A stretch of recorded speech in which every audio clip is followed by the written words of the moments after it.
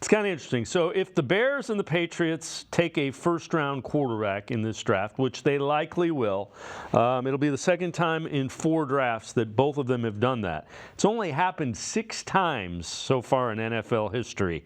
And this is a list you do not want to be on. The Cardinals, 2018, 2019, Josh Rosen, Kyler Murray. Browns, 2012, this one's really painful. Brandon Weeden, Johnny Manziel. Jaguars, 2011, 2013, Gabbert and Bortles. The Seahawks, 1991-93, McGuire and Meyer.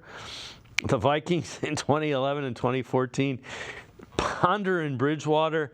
And the Commanders / Redskins, well, they were the Redskins then, they're the Commanders now. So they're 2002 and 2005, Ramsey and Campbell. Good Lord, talking about not being able to get the position correct. Hey, man, when you're drafting the third or fourth quarterback available, or you're drafting a quarterback in a draft class where nobody thinks that there's a quarterback in, you end up in situations like that. Hey, shout out to Pittsburgh. Might be on that list soon, right? Because they're going to have to. Yeah. They might have to take a quarterback at some point, right? Like, they ain't got who they want anymore. But, yeah, when you're doing that, we know as Browns fans, that's kind of how you end up in quarterback purgatory is, when you are taking swings at the 4th quarterback on the board, and then that doesn't work out, and then you come back and you swing around. You're like, well, I don't want to do it in the first round. Let's do it in the 3rd round. Let's be smart and get Cody Kessler. And then you start Cody. The Browns could be on that list for like 8 years straight. Like, I'm shocked that we only pulled up 2 years that happened. I felt like they were doing it every other year, where they were drafting somebody, going away from somebody, and then drafting somebody again after that. Like, it felt like we went Colt McCoy, right? Colt McCoy had to be there. But anyways, I digress before I bring up all my trauma about what the Browns used to be. But yeah, man, like, when you're drafting the 3rd or 4th quarterback available, this is where you usually end up, right? Like, you're praying that somebody beats the odds to be your franchise quarterback.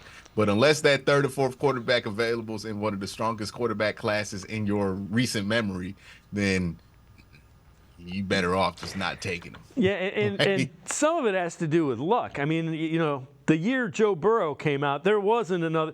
If you had the number 1 pick, you were taking Joe Burrow. There wasn't any discussion. It's not. I mean, I know Caleb Williams is kind of like that this year, but I'm not completely sold on him. Well, even if you're not sold on him, you gotta take him. That is a chance worth taking on Caleb Williams, right? Absolutely. Like that. Do you see everything is there? Sometimes you get it's one thing to do that, Dave, when it's Caleb Williams and you see everything that could be successful. It's another thing when you're doing this for Ryan Tannehill or Jay Clocker or Blaine Gabbert, right? Where you're like, he kind of got it.